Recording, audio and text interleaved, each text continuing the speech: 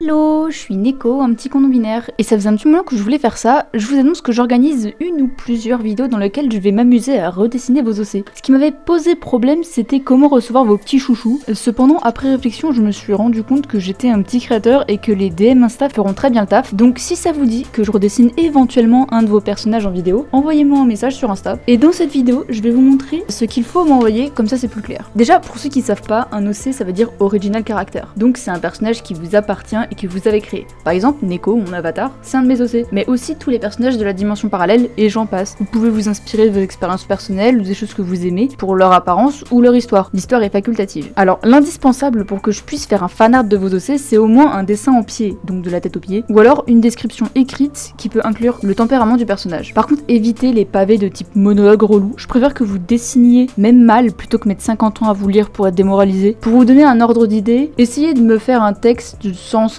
mots maximum. Vous pouvez dépasser un peu, mais voilà. Sinon, vous pouvez ajouter des références, artistes, musique, esthétique, des fiches personnages, différents vêtements, différentes expressions et même d'autres personnages du même univers avec leurs relations. Attention quand même à pas trop mettre d'informations. On peut dire que 5 à 6 éléments au maximum, c'est bien. Et puis, on n'est pas aux pièces. Si jamais il manque ou qu'il y a trop d'informations, je vous le ferai savoir en posant des questions. Parce qu'en tant qu'être humain, on peut communiquer et ça, c'est cool. Le but, c'est que je redessine vos personnages à ma manière, mais si telle position ou telle expression lui va mieux que les autres, vous êtes libre de me les suggérer. Donc là en fond vous avez la création de 2 personnages que j'ai créés spécialement pour cette vidéo. Alors je m'excuse de la qualité des lumières, j'ai filmé chez mes parents et j'avais pas mélangé. J'ai un peu mélangé le brainstorming et la fiche perso donc les dessins sont pas tous cohérents entre eux. Mais au moins vous avez à peu près ce qui me permet de me montrer un personnage. Par contre c'est le minimum des minimums parce que je sais pas à quoi ressemblent ces personnages de dos et on peut à peine suggérer leur caractère mais c'est tout. J'ai aussi précisé leur face et profil pour mieux intégrer leurs volumes principaux. Si je les ai pas je peux pas dessiner dans n'importe quel point de vue. Et de l'autre côté, ça m'a pas empêché de faire n'importe quoi avec les proportions de Geki sur le résultat de fin de vidéo. Voilà, donc je vous laisse profiter d'un petit timelapse avant de passer à l'illustration finale. A tout de suite.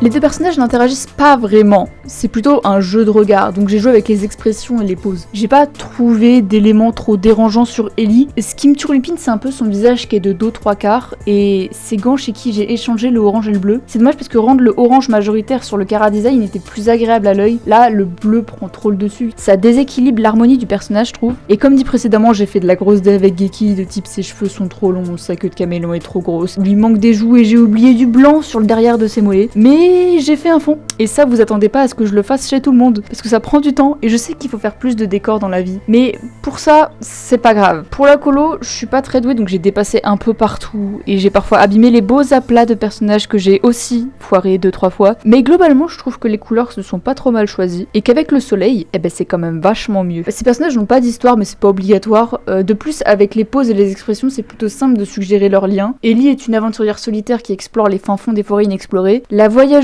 rencontre et surprend en flagrant délit Geki pendant qu'elle était en train de fouiller dans son sac. La voleuse s'apparente à une créature mi-caméléon, mi-humaine aux cheveux brillants. Elle a la taille et la corpulence d'une enfant de 14 ans, mais reste agile et très curieuse. Je viens juste de décrire mon dessin. Après, on peut ajouter des éléments. Si vous voulez, je vous laisse vous faire des films avec ces personnages, on n'a qu'à dire qu'elles sont libres de droit. Voilà, je crois que j'ai tout dit, donc on se revoit pour l'outro.